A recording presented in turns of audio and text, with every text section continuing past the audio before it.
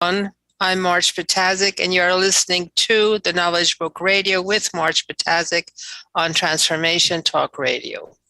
For the next hour or so, we will continue our series of Omega Talks, and these are given once a month on the fourth Tuesday at 4 p.m. Pacific Time and 7 p.m. East Coast Time.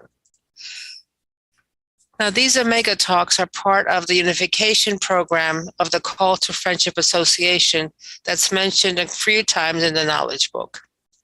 So what we are doing in these talks is that we are connecting the world knowledge, some kind of topic that somehow we find or want to know more about, and we connect this knowledge to the Omega dimension, which is the union of central suns, otherwise known as the 19th dimension. Now, the 19th dimension, we did not know about it. We did not know it existed. And it was completely closed to the humanity until now, because now it has been accessible to the world human for the first time through the Knowledge Book. Let me read you the message from the president of Call to Friendship Association to give you a little bit more background on this program. And this goes as follows. The Call to Friendship Association, which Cosmos wishes to be established on this platform due to the position of Turkey of Anatolia that is currently within the reflection aura of the alpha magnetic field, is in fact a universal focal point of the World Unification Project. The Call to Friendship Project is a program of expansion to the entire world planet. Everyone in our world who has been trained through the sacred suggestions and thus attained cosmic consciousness until this final age has been given messages of friendship, brotherhood, peace, love, acceptance, unification, as of the beginning of the 20th century, as a necessity of the law of service to the human being. Those who were able to receive these messages have established their schools of thought with the knowledge they receive from their own dimensions and thus shed light on humanity. However, since it is imperative that these consciousnesses from now on take into effect a macro reflection system by a collective consciousness unification as a necessity of the law of service to the single, this association has been established to make calls to friendship to humanity having attained consciousness. The Call to Friendship Association will bring together people who have served successfully on this universal path until today, and whom the system has previously chosen specifically. The work to be done and the conferences to be held at this focal point will be the first conscious applications that the macro consciousnesses who come here will present to the world planet. This is the reason why the World Unification Project has been taken into effect and the why the association has been established. So this is a brief message from the president, basically outlining the reasons for these talks that we do on a monthly basis and the background as to how they came about, what their purpose is, and how things will proceed. And I seem to have, okay, here we go. So,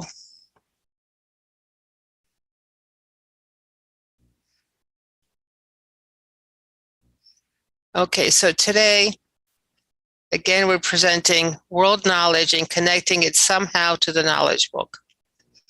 And that connection sometimes is immediately apparent as we're going through the topic, and sometimes is a bit on the esoteric side. But anyway, so this is the Call to Friendship Association World Unification Program Omega Conference Series. This is a talk for November 2022, and it is about the octopus and the intellect.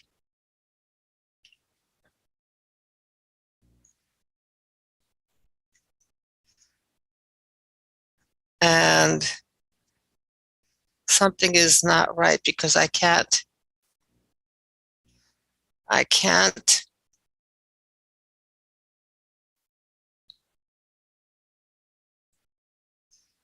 Okay, here we go again.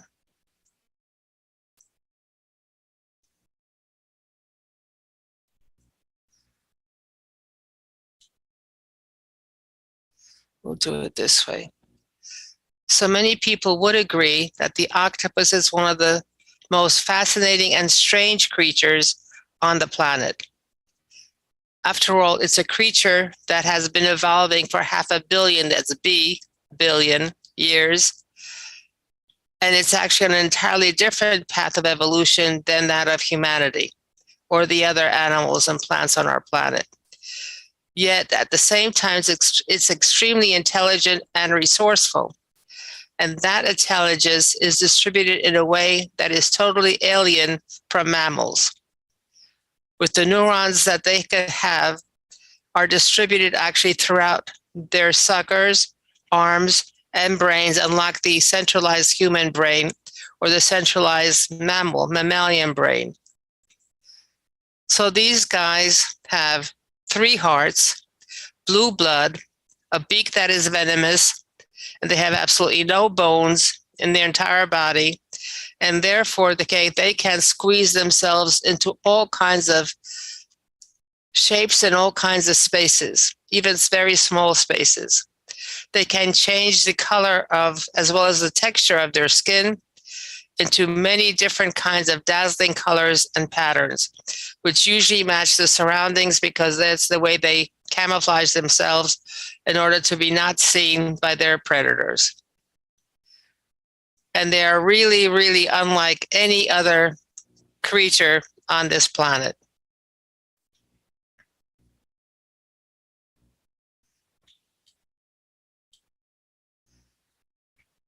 And because they are so different, and because they were rarely seen,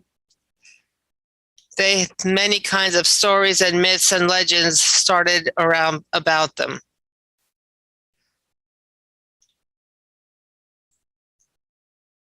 They do seem otherworldly. They do appear to have magical abilities, and of course they live in the ocean.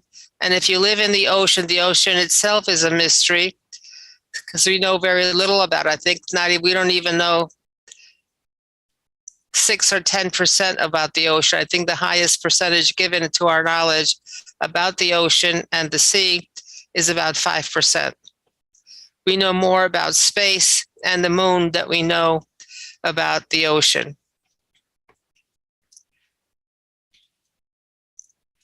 So there, we're going to cover some of the things that are unusual and that pertain to their lifestyles and what they can do, which is different, but at the same time, very intriguing and interesting. So one of the most famous depictions of the octopus is the kraken.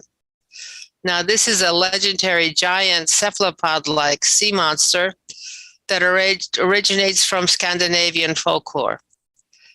Now, according to these Norse sagas, the kraken dwells off the coast of Norway and Greenland and plays tricks on nearby sailors. The legend may have originated from sightings of giant squid that may grow to 13 to 15 meters or 40 to 50 feet in length. So they could be the length of a regular house. The sheer size and fearsome appearance attributed to the kraken has made it a common ocean-dwelling monster in various fictional works. And one of them, of course, is Disney's Pirate of the Caribbean, Dead Man's Chest. If you remember reading 20,000 Leagues Under the Sea by Jules Verne, there is also an octopus-like monster that attacks the submarine in Captain Nemo. Now, throughout the centuries, the kraken has been a staple part of sailor superstitions and mythology. If you look at the internet, and you can quickly see that there are many stories about octopuses escaping from their tanks in aquariums around the world. Perhaps the most popular story is the story of Inky, because he's the guy that escaped from a New Zealand aquarium back into 2016. He made a dash for freedom by successfully breaking out of his tank after the lid was left slightly ajar. He slithered across the aquarium floor and down a 50-meter drain pipe to the sea. Now, 50 meters is about 1,600 feet or 1,400 feet. There have also been several stories of octopuses climbing out of their tanks and into neighboring tanks and aquariums, often in search of food that they're spotted through the glass.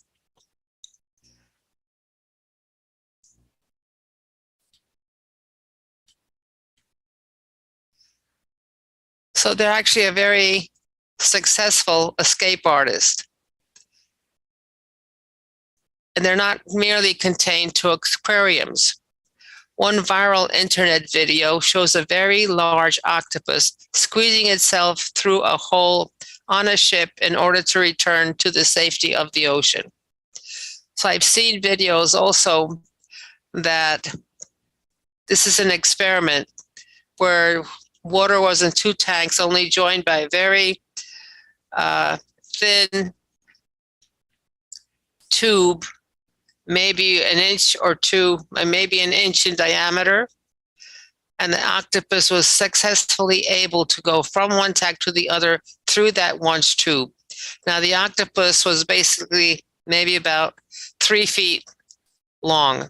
So it's a fairly large size octopus. I mean, there are octopuses that are only 2 to 3 inches long. So that wouldn't be surprising for them to squeeze through that tube. But this was a 3-foot octopus, if not a 4 or 5 foot octopus. I don't remember the narrator giving the length or the size. There is also a rather well-known tale that the octopus escaped the deck of a trawler in the English Channel. So he slipped out of the net that was left on deck. He went down into the cabin of the ship, and they found him hours later hiding in a teapot.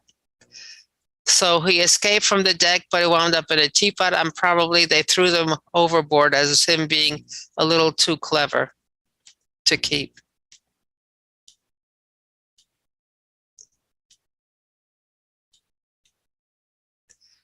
Now, octopuses have not always been associated with fear.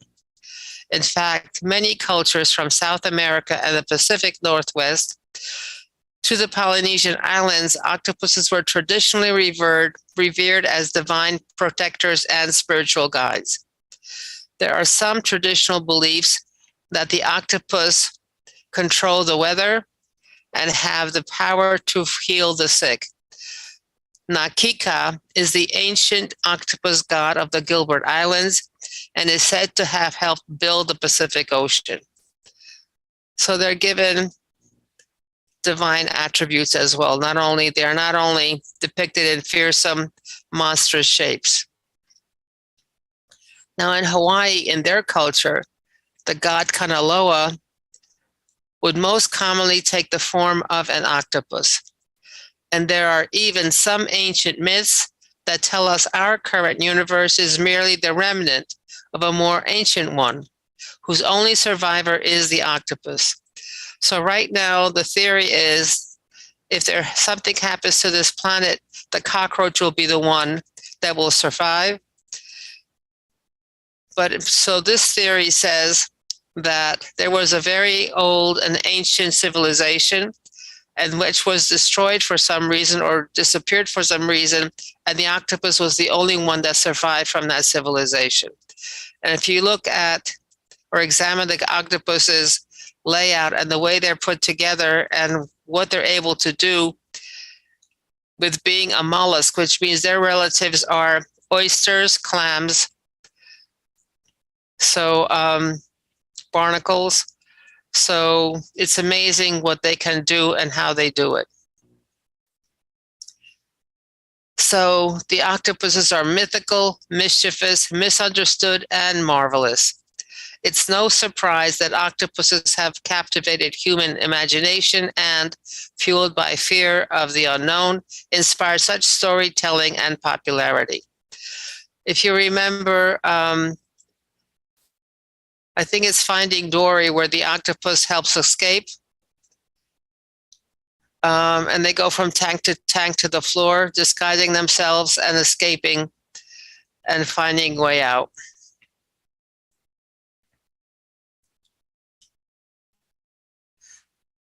And actually, when you look at the head of the octopus, it has two eyes.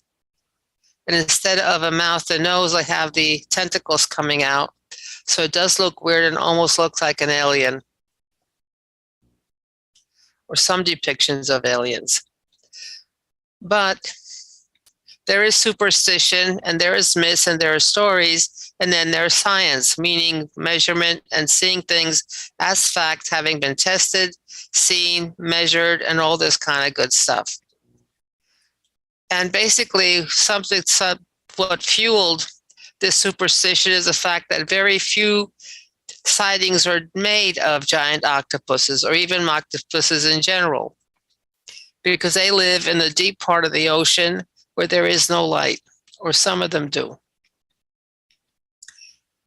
So for hundreds of years, they were considered no more than a myth, meaning it doesn't really exist. It is only a story, and this is a monster in a story. They're not real. Now they think that the inspiration for the Kraken sea monster was the large giant squid. And this legend was popularized in a poem by Lord Alfred Tennyson. And of course, it is popular as the Scylla of Greek mythology.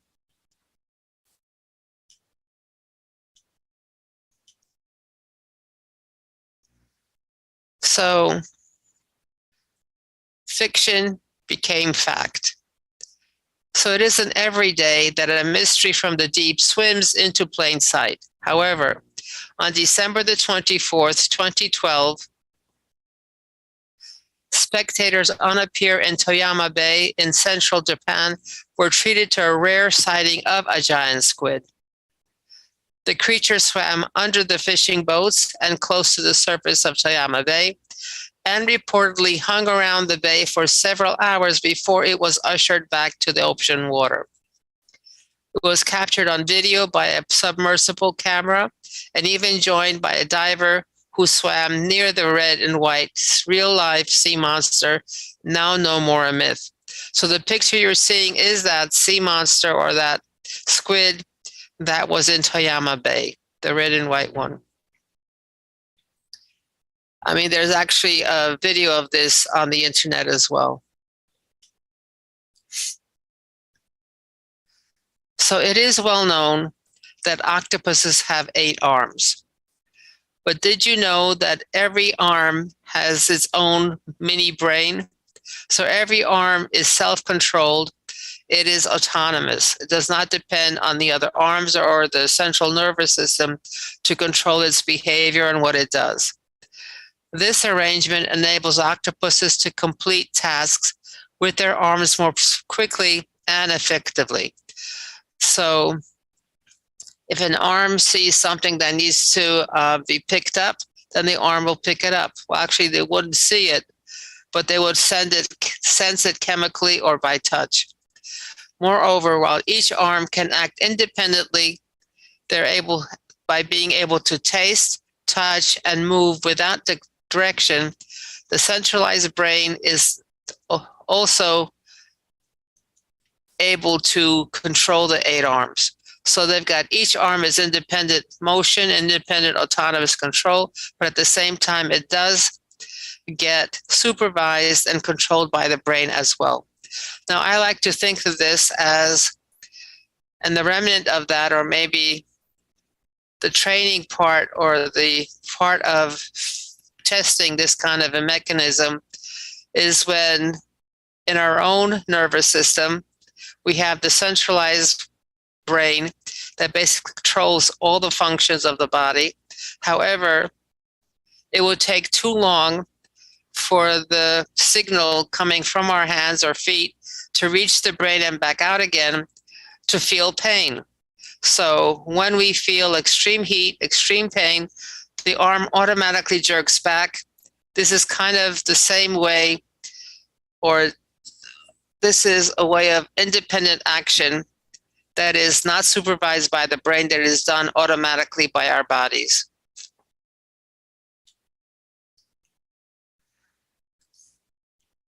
So this actually was proven experimentally, meaning that the arm has control over itself, but however, it can be overridden by control by the central nervous system or the brain.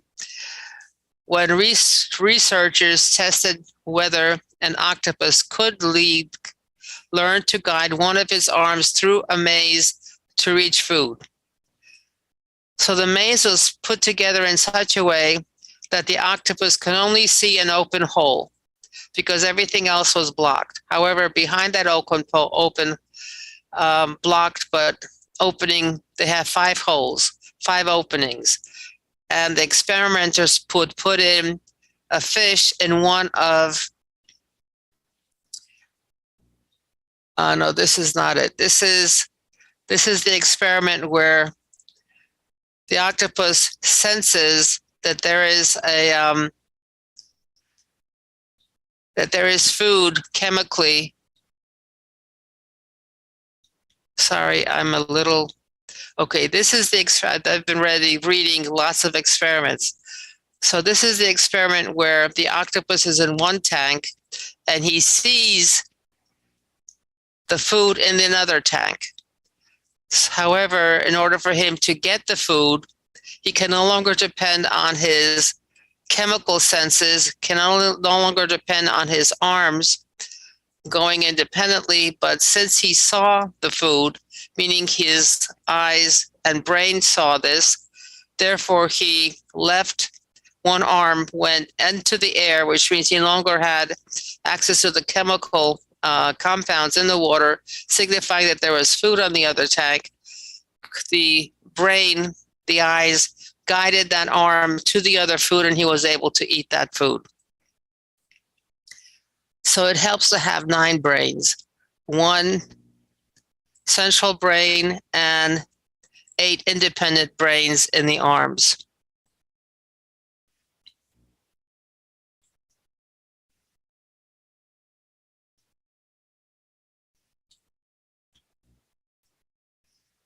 Now, the octopuses have about as many neurons as a dog, which is quite a lot since we can see that dogs can be trained, dogs can communicate, dogs can do lots of things, and they make lots of decisions.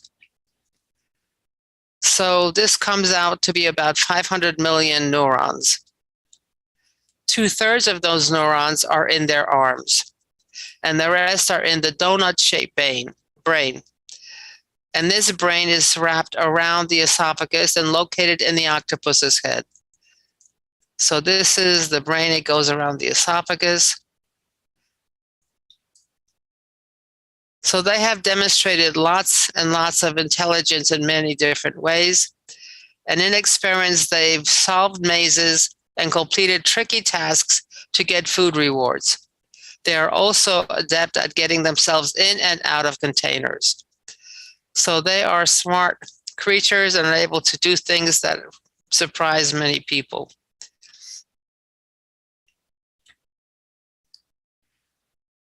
So in a laboratory where octopuses were being held, fish started to disappear overnight. So the fish were there, the researchers would come in the next day, the fish were gone. So not liking what was going on or being very curious as to what's been happening overnight, they set up a video camera to see what was happening. And once they viewed the video that was produced, the video showed that one of the octopuses was getting out of its own tank, going to the other tank, opening it, eating the fish, closing the lid, going back to its own tank, and hiding the evidence. So that is an amazing capacity to be able to do this. There is also footage of similar behavior and ingenious problem solving happening in the wild as well. For example, there is a BBC video showing a giant Pacific octopus poaching crab from a fisherman's trap. So the fisherman put food in the trap that the crabs, which is a favorite food of the octopus, comes in to eat that food, and the octopus comes in, eats the crab, goes into the trap, eats the crab, and leaves. So when the fishermen pull up the traps, all they find are the shells of the crabs. The crabs are gone, and so is the octopus. So they are seriously clever. There is a larger Pacific striped octopus. He uses scare tactics when hunting for its dinner. So what it does is creeps up to its prey, let's say a shrimp, and taps it with one arm on the shrimp's shoulder. 9 times out of 10, the shrimp will jump and swim the other way, and it goes right into the arms and mouth of the waiting octopus. So besides having the one arm, they have 8 to 7 additional arms to catch the darting shrimp. How they figured it out, I don't know, but they did. It is also known and been tested that octopuses can use tools. So tool use is relatively rare in the animal kingdom, and something we tend to associate with apes, meaning higher end of the evolutionary scale, monkeys, dolphins, and some birds, like crows and parrots. It is a good indicator of the ability to learn. Among invertebrates, only octopuses and a few insects are known to use tools. So besides being able to solve tasks using tools to get food rewards in the lab, in the wild, octopuses have been shown to build little dens and to use stones to create shields to protect the entrance. They pile up anything they can find: rocks, broken shells, even broken glass and bottle caps. So this is tool use, being able to find something that is alien to them and something that's different from them, and using them to construct barriers, to construct and hiding themselves and protecting themselves. There is a small octopus called the comet blanket octopus, and what these guys do is they take the poisonous tentacles from the Portuguese man of war, and they take them and use them as weapons. Now, the tentacles, I think we all know that, carry a potent and painful venom. But the comet blanket octopus is immune to that venom, but it can inflict their effects on unwitting predators and prey. So again, this is a way of using tools and using something else that's produced by someone else, like the Portuguese man of war, take their tentacles and use them to either protect themselves from predators or paralyze their prey. Now, the most impressive and convincing example of tool use by octopuses came in 2009, when a few veined octopus individuals were observed collecting discarded coconut shells in Indonesia.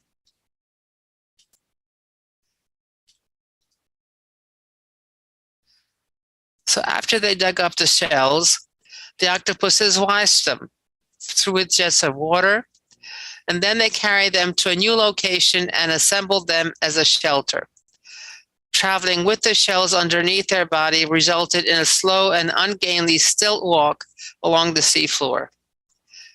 This makes the octopuses more vulnerable to predators because the shells are underneath them, not outside of them, protecting them. But it seems that they are willing to accept this short-term risk for future protection.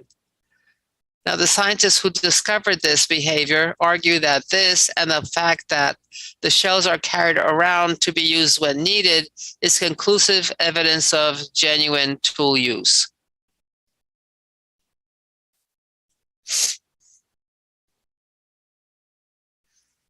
Scientists suspect that the mimic octopus selects a creature to impersonate based on what's living in the sea. Okay, hold on. Seem to have skipped a few slides. Okay. We're back where we're supposed to be. So the octopuses have large optic lobes, which are the areas of the brain dedicated to vision. So we know that it is important for their ability to see and to use that sight to navigate. Now, octopuses appear to recognize individuals outside of their own species, including human faces. Now, Scientific American, which is a magazine, Scientific American, reported a story from New Zealand where a captive octopus apparently started to dislike a particular staff member, and every time this staff member passed the tank, the octopus squirted a jet of water at her. For unknown reason, but somehow that particular individual got a shower when it passed by that tank. So based on that action, what the octopus was doing, the biologists did an experiment for 2 weeks. They were the nice guy and the bad guy, or nice and mean. So the nice person or the nice staff member would be feeding the octopus, and the mean guy or the bad guy was scratching the octopus. At the end of the experiment, the octopus has behaved differently to the nice keeper and the mean one, which confirmed the octopuses could distinguish the two individuals. Now, this is surprising because the individuals wore the same uniform, so the only way they could differentiate between the individuals was actually by identifying them through their faces.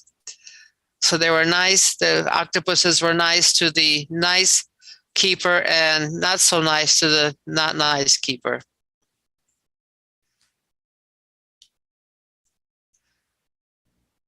They are able to disguise themselves very, very uniquely and showing great intelligence. They're probably the world's most skilled camouflage artists. They have very specialized cells, thousands of them, under their skin called chromatophores.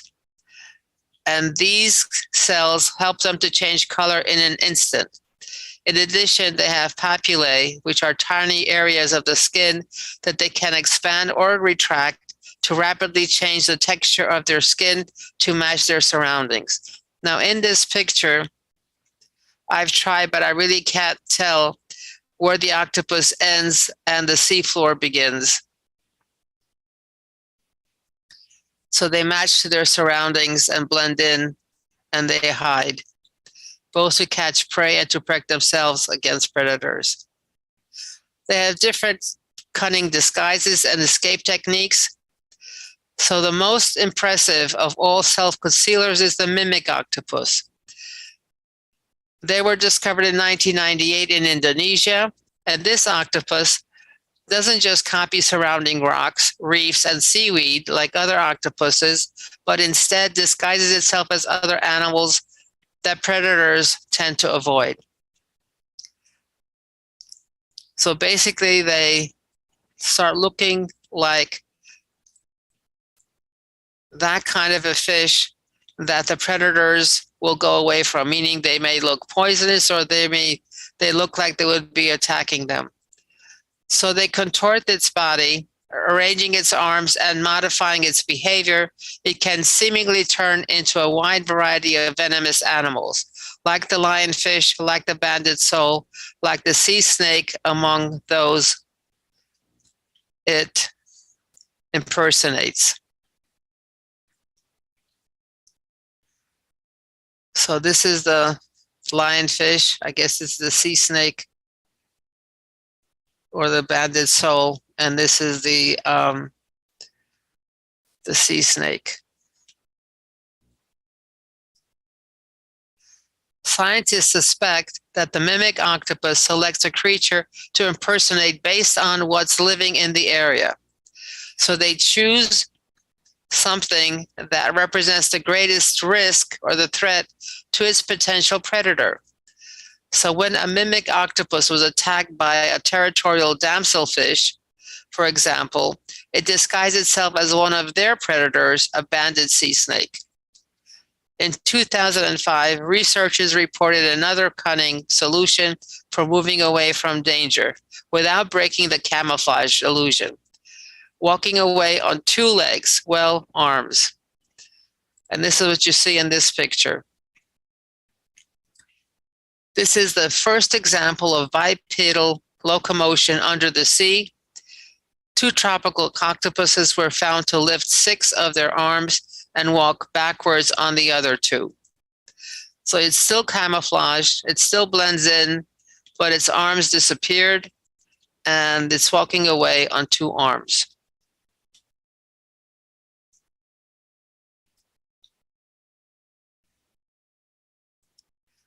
Now, this allowed the algae octopus to keep its other arms extended and maintain its appearance of algae even while moving. Meanwhile, the veined octopus walked with 6 of its arms curled under its body, possibly to appear like a coconut rolling along the seafloor. Both were able to move faster than their usual many-armed curl. So they have figured out so many different ways. Number 1, to hide. Number 2, to escape. Number 3, to get what they want in terms of food and protection. And they were successful in this. Sorry, I'm having a problem with the laptop. So with very few known exceptions, octopuses are generally solitary creatures. But in 2012, scientists made a surprising discovery in Jervis Bay, Australia. The supposedly solitary gloomy octopus builds underwater cities. Congregations of dens are formed from rock outcrops and discarded piles of shells from the clams and scallops the octopuses had feasted on. So they're living in communities. And interestingly enough, the scientists call these communities, or this community, Octopolis and Atlantis. But the population size aren't up to some city standards, with only about 15 occupants living in Octopolis, as it was dubbed, and Atlantis, a second nearby octopus commune, studied in 2017. But they are far higher than scientists anticipated based on their loner reputation. So 15 in one area. Now, this is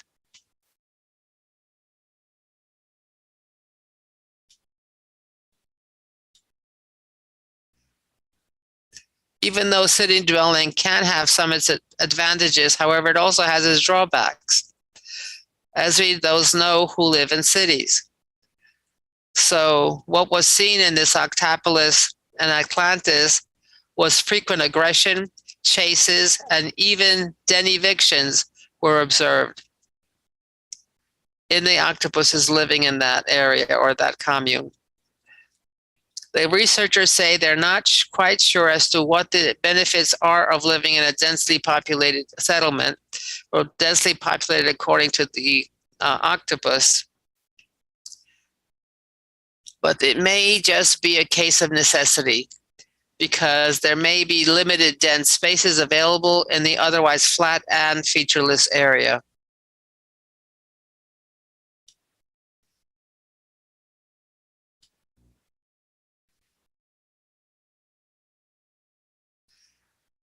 So do they really have blue blood? Now, blue blood is usually associated with royalty. However, this creature actually has blue blood. And this is due to the protein hemocyanin, which carries oxygen to the octopus's body because it contains copper rather than iron.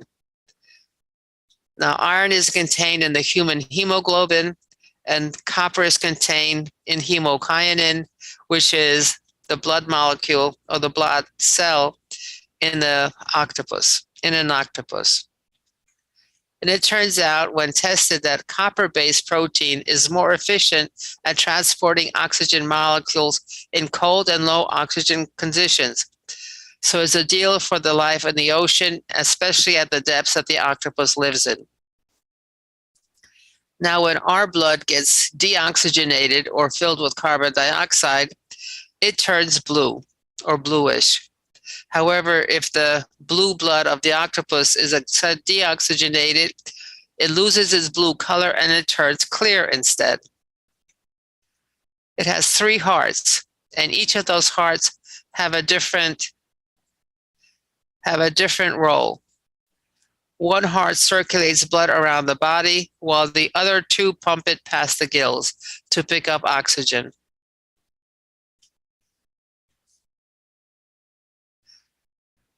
And then we have the pièce de résistance, meaning the glowing sucker octopus.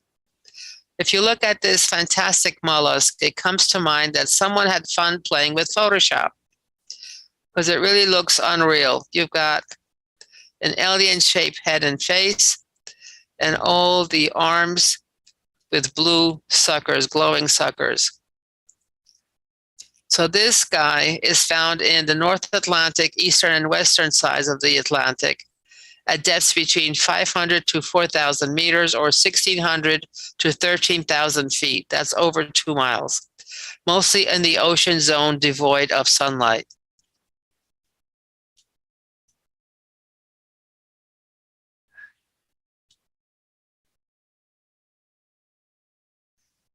Okay.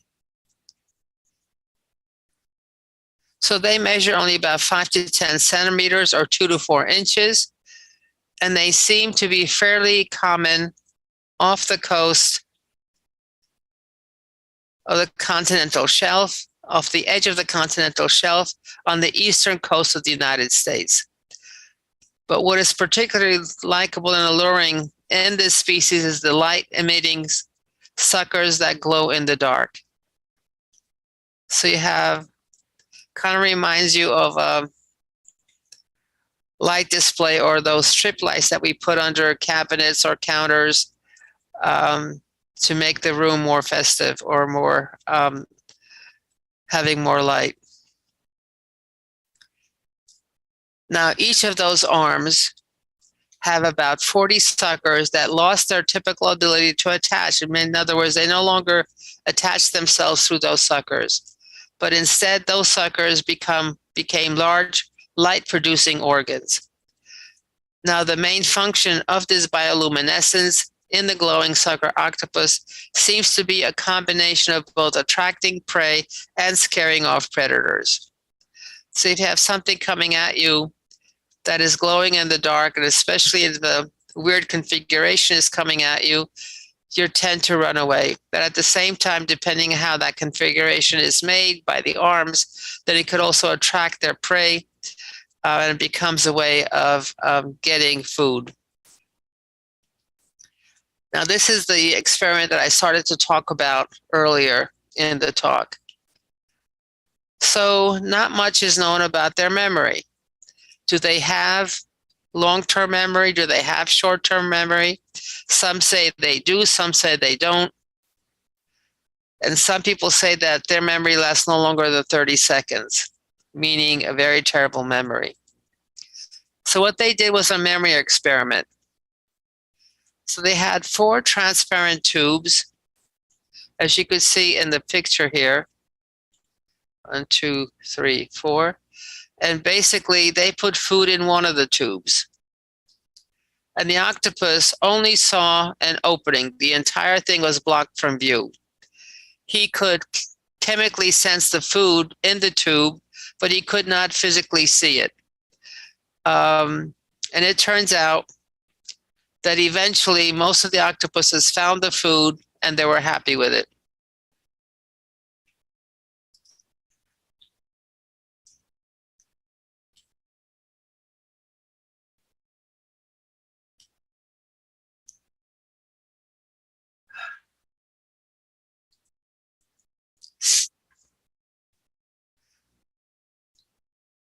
So the hole was big enough to allow the octopus to fit its arm through the hole to retrieve the food, but however, the hole was small enough to stop him from seeing it.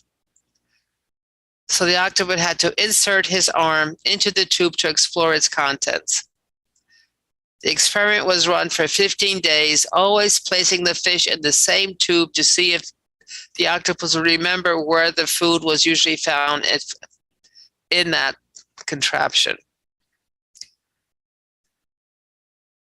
So basically, they're putting the food in the same place, and the test was to see whether the octopus would actually go to the same place to take the food because he remembered where that food was. Putting the food together in the same place every time at various intervals. So at first they gave him the food every hour. Then they skipped a day, and then they skipped 3 days, and then 10 days later. And in every case, the octopus was able to remember where his snack was and reached right in. 50 days later, they again inserted the structure, only this time they didn't put any food in.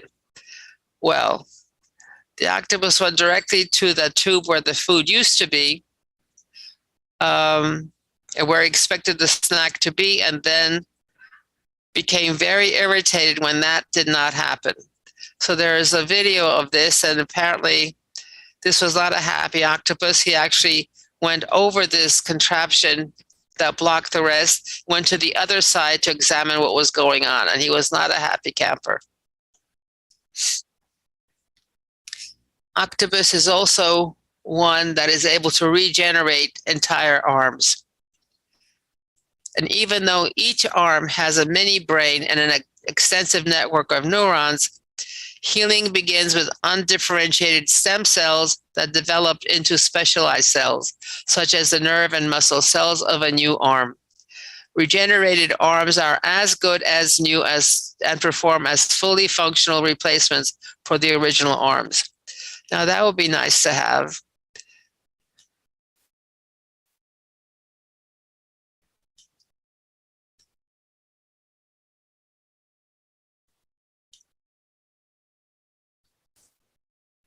So we're going to review this a little bit. So what can they do? They recall both short and long-term memories because they remembered after an hour, after 2 days, after 3 days, after 15 days. So they have both short and long-term memories. They can successfully master mazes at various levels of difficulty in no time at all. They can remember locations to find great food and what areas to avoid. They escape when they are in captivity. In fact, they don't do well in captivity. So they find that in order for them to be somewhat stable in a confined area in their tanks, they have to give them something to play with. They actually can play. So they will throw in an empty, let's say, medicine bottle that is closed, and the octopus will play with it. There also have been very mischievous octopuses where they would block up the siphon and flood the laboratories as well.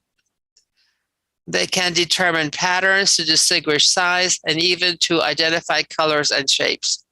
They, of course, recognize individuals, spraying that one staff member is with water, and they're actually able to solve process puzzles through analysis. So they're pretty up there in terms of intelligence, because sometimes humans can't do anything. So they are very complicated, intelligent animal.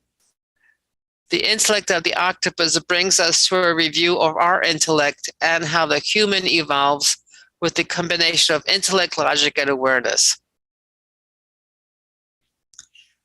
Let's review more about our intellect and how the knowledge book explains our intellect and how it connects us to universal energy.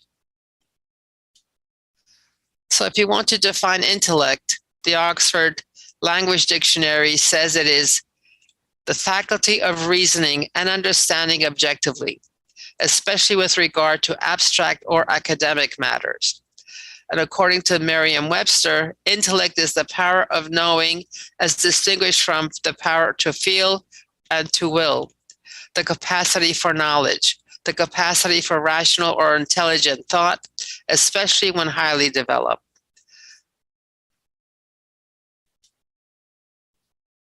Now, in the Knowledge Book glossary, it says intellect is the supervising mechanism of the brain. So this is the circuit. This is what controls, supervises, and supervises everything. And logic is defined as thinking right.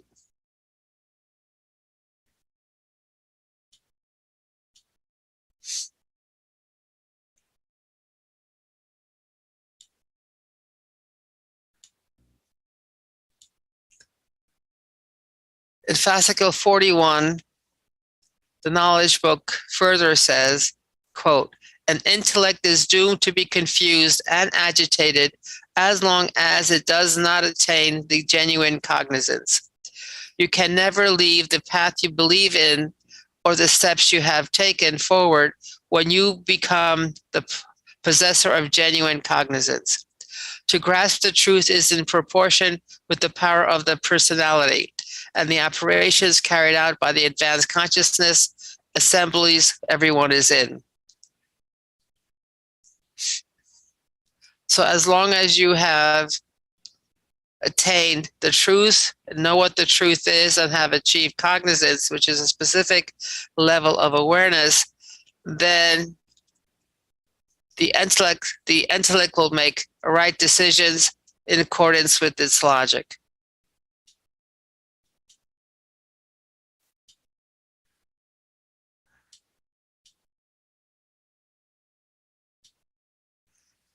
Again, in fascicle 32, the Knowledge Book says, channels are under supervision.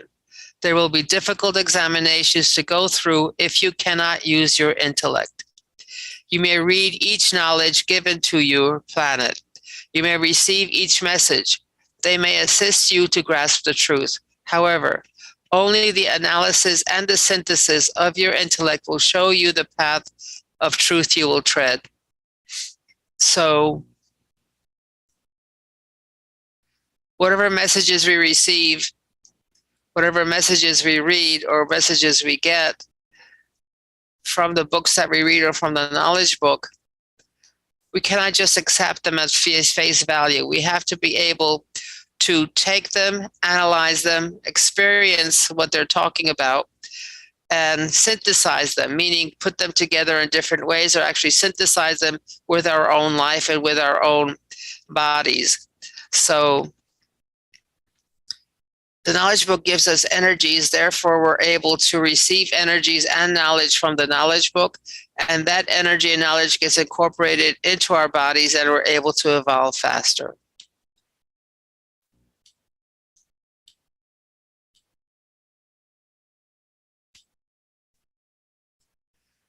In fascicle 9, it further states, the intellect is the most powerful focal point of the layers of awareness. It is in connection with the universal energy. The intellect always commands. This mechanism nearly obsesses the human in question. What is to be done is done and applied. The triplet of intellect, self-awareness administers all these situations. So again, the intellect is the most powerful focal point of the layers of awareness. It is in connection with the universal energy. And that's actually a very important point to emphasize.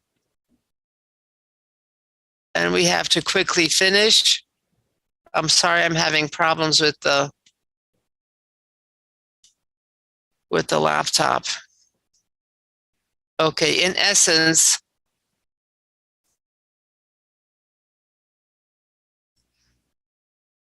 your awareness is connected to universal energy. Universal energy depends on the knowledge you can receive. The knowledge you can receive depends on the dimension that you are in. And the dimension that you are in depends on your evolution level.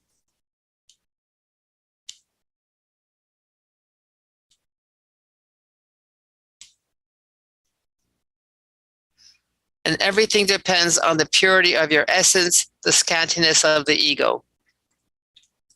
Well, that's all that she wrote for this time around. Again, this is Knowledge Book Radio with Marge Patazik on Transformation Talk Radio. The websites are dkb-nevlana.org.tr, usa.theknowledgebook.net. My email is mmjp99@gmail.com, maryjohnpeter@gmail.com, 99@gmail.com. Telephone number is 973-787-7035.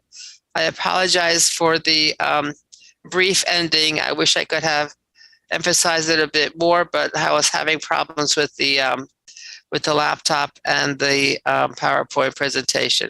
So until next time, the next fourth Tuesday of the month, see you then. Thank you. You've been listening to Knowledge Book Radio with Marge Patazik. Marge was led to the Knowledge Book, a gift to humanity, at its time of transition to the Golden Age that provides the truth, energies, and knowledge. Now, she shares information from and answers questions about the Knowledge Book with you the fourth Tuesday each month at 4 p.m. Pacific, 7 p.m. Eastern on TransformationTalkRadio.com. For more information, visit usa.theknowledgebook.net and tune in next time for another amazing show on Knowledge Book Radio.